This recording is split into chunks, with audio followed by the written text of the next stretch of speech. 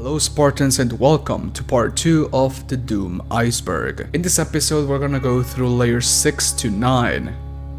I wanted to make it so that layer 6 being the number of the devil, is when things are gonna start getting pretty goddamn fucked up. With that being said, my friends, viewer discretion is advised. This video has taken me almost 3 weeks to produce, so a like, a comment and a share would be greatly appreciated. Actually, let's do something funny. If you like Doom, please leave a like right now, absolutely destroy the like button. Let's see how many of you are actually real Doom fans. Thank you for the support and I hope you enjoy.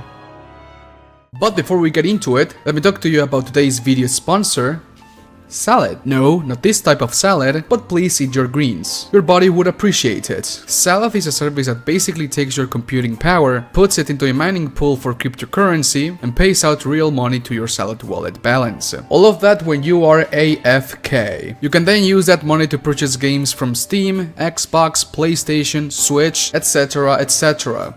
Now, I know whenever I hear cryptocurrency in the internet, my red flag senses start tingling. Yes, it's pretty sus, but this service is actually legit. They are a trusted partner of several companies you obviously know, they have their source code open if that's your gig, and they have almost a perfect score on Trustpilot. And that's not all. This is the balance I've gathered throughout the days, and I'm gonna use it to buy a copy of the Ancient Gods Part 2 for Doom Eternal for my beautiful Doomers out there. But if you are not a gamer, press X to doubt. You can also purchase Amazon gift cards, Netflix, Hulu, Spotify, and even Discord Nitro subscriptions. Use code MIDNIGHT to let Salad know that I do eat my greens. Thank you for the support, my friends.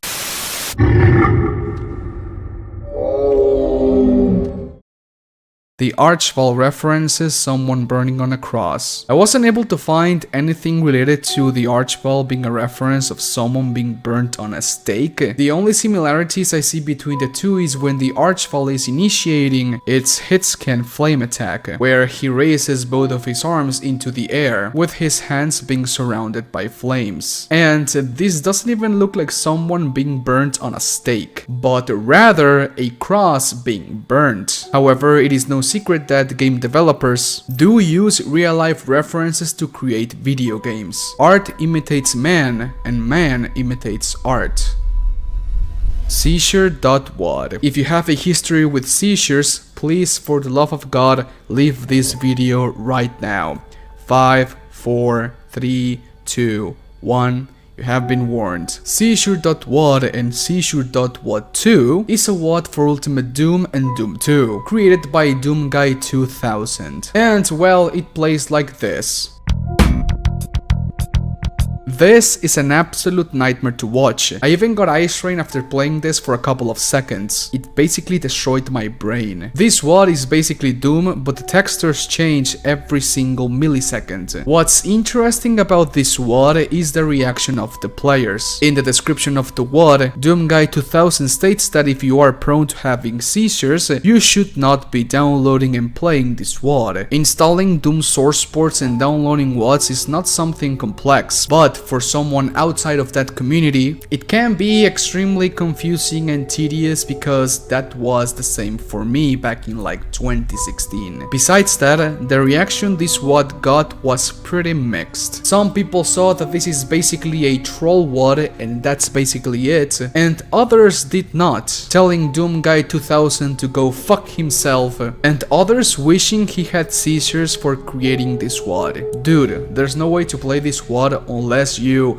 actually download the WAD, drag the files to the directory of the source port and actually like run the WAD and whatnot. So no one is actually forcing you to play Seizure.wad, so calm down.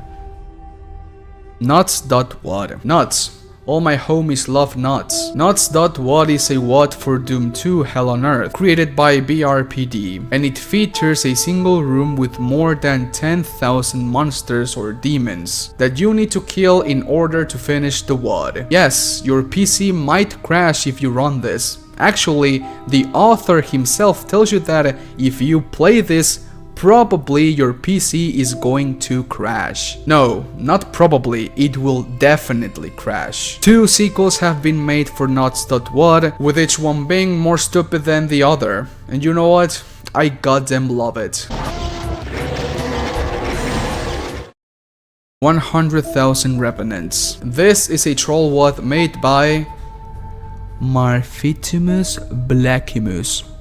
That's a pretty good name. And it features a map with, you guessed it, 100,000 Revenants that you must kill to beat this WAD. Word of advice, my friend, please do not run this WAD.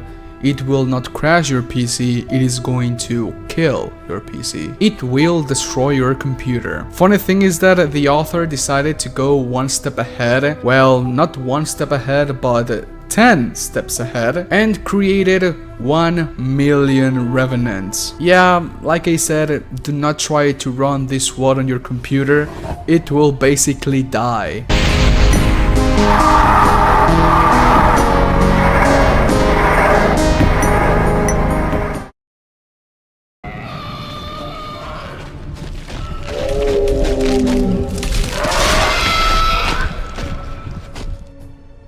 Nirvana reference. Map 21 of Doom 2 Hell on Earth is named Nirvana. Coincidentally or not, who the hell knows, Kurt Cobain, the leader of the iconic rock band named Nirvana, died by committing suicide with a shotgun on the 8th of April 1994, the same year that Doom 2 Hell on Earth was released. Doom came out the 10th of December of 1993, 4 months before Kurt Cobain's death, and it was in development since September of 1992. It took its software 15 months to release Doom to the public, and it only took them 9 months to release Doom 2 Hell on Earth to the public. When Kurt Cobain died in April of 1994, Doom 2 was in the early stages of development. So it is not a coincidence that map 21 of Doom 2 Hell on Earth, Nirvana, is named after the band. It is no coincidence that the track used in map 21 Nirvana is named Countdown to Death, and it is no coincidence that the map features a super shotgun at the start of the level.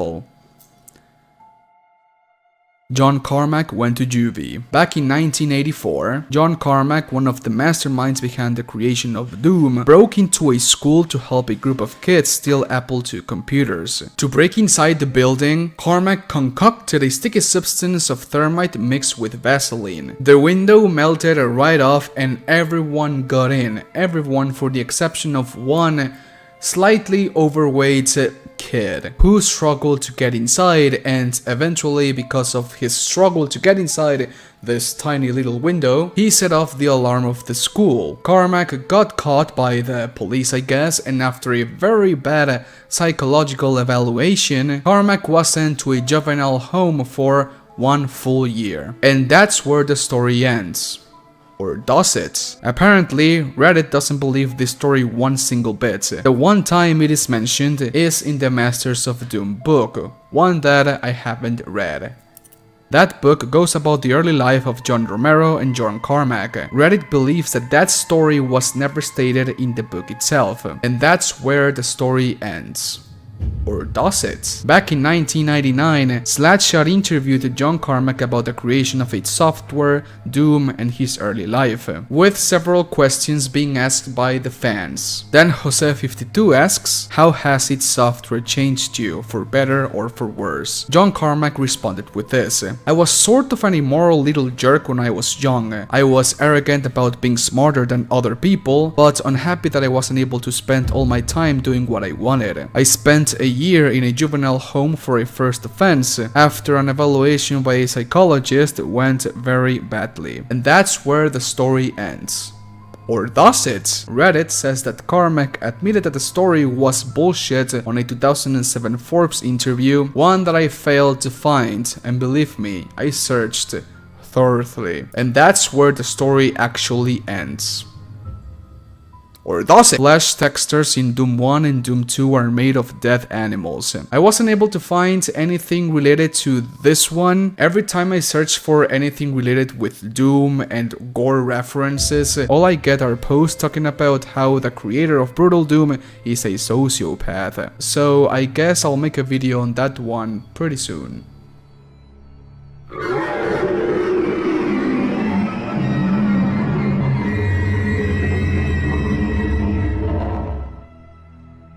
Doom's gargoyles exist in real life. Everybody knows the gargoyles textures that can be found on Doom. Man imitates art and art imitates man. Most of the textures of Doom are taken from scans of real life objects. And the same thing applies with the gargoyles of Doom. In 1988, a book named Nightmares in the Sky was released by Stephen King and F. Stubb Fitzgerald, one that features pictures of gargoyles all around the United States, with many of them citing its sources. The bearded gargoyle can be found in the Rodin Museum in Pennsylvania, and thanks to the power of technology, you can even find it using Google Street View. If I saw this in real life while taking a walk or something like that, I would probably say, "Hey, entendí la referencia." The goblin-like gargoyle can be found in Milwaukee, but since this book is over 30 years old, that street doesn't exist anymore. So why bother? The lion-like gargoyle doesn't appear on the sources, so who the hell knows where this is from? This is a great example as to how humans and art imitate each other over and over and over and over again.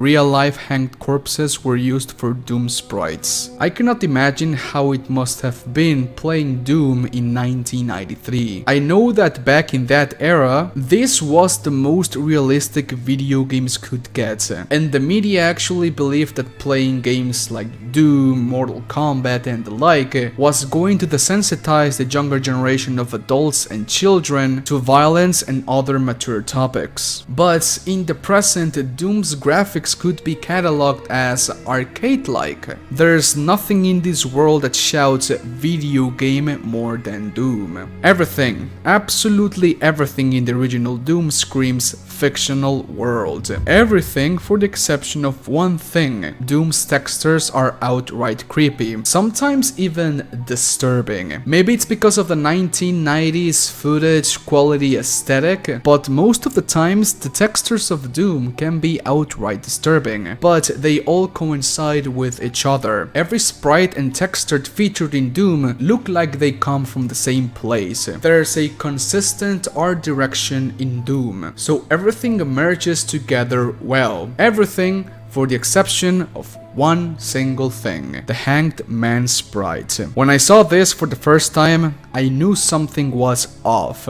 It stood out from basically any other sprite. Dead Marine sprites still looked like they were part of a video game, and even the paint on the wall Dead Marine sprites gave me that feeling of not being realistic. But this one was the exception. In the forums of Doom World, some people believe that the Hanged Man sprite came from actual real photo scans of POWs or prisoners of war of World War II, going specifically by the military clothes they were wearing. And well, my friends, they were almost right. This sprite doesn't come from real-life photo scans from World War II casualties, but from real-life photo scans of Benito Mussolini's, the former Prime Minister of Italy, execution in 1945, 25th of April 1945. Several days before World War II ended in Europe, Benito Mussolini fled Italy alongside his mistress, Clara Pecacci, and other of his fascist associates. Too long didn't read, they were stopped on a small village near Lake Como, and 2 days after that, on April 27th, they were shot to death,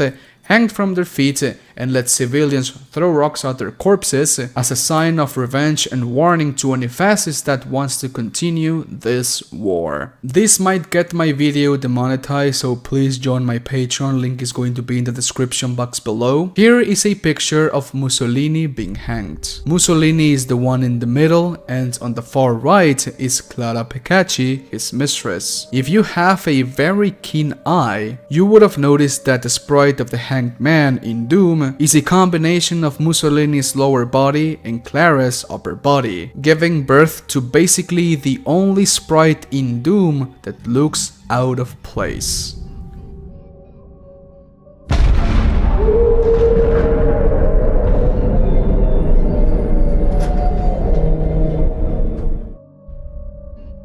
Doom attributed to the Columbine shootings. Now, before I begin this next layer, everything I'm going to say is going to be with the utmost, most intense respect possible, so please understand. Now, my friends, again, this might get this video demonetized, so please join my Patreon. It's just $2. I've spent 3 weeks of my life recording, editing, writing, and making this video, so I would greatly appreciate that. Really. April 20th, 1999, Jefferson County, near Littleton, Colorado. 2 students, Eric David Harris and Dylan Bennett Klebold, both 18 and 17 years old, committed the 4th worst school shooting in US history in the Columbine High School. It was so tragic, so bad, so sick, that the word Columbine is immediately associated with school shootings, and that's a fact. Eric Harris and Dylan Bennett killed in cold blood 12 students, 1 teacher, and injured other 24. This case is also a great example as to how the police should not respond to these kinds of situations. The shooting began at 11 a.m. and SWAT teams entered the school at 3 p.m., almost 4 hours after it began. Politicians, media, and news outlets accredited this event to the video games known as Doom, Duke Nukem 3D, and Quake. The argument was that both Harris and Dylan were heavily influenced by those video games, specifically Doom. In 1996, 15-year-old Harris created a private website on American Online, mainly to host what he had created for Doom and Doom 2 Hell on Earth. Eventually, Harris began using this website as a kind of blog. He began doing blog posts about his personal life, detailing how he would sometimes sneak out of the house in the middle of the night to cause vandalism and mischief. But it was in early 1997 when the blog post began showing Harris' anger against society. By the end of 1997, this website had instructions on how to create several bombs, different kinds of bombs. Surprisingly enough, the site caused no concern until August of 1997, where Harris ended a blog post about the violent and murderous fantasies he had. All I want to do is kill and injure as many of you as I can,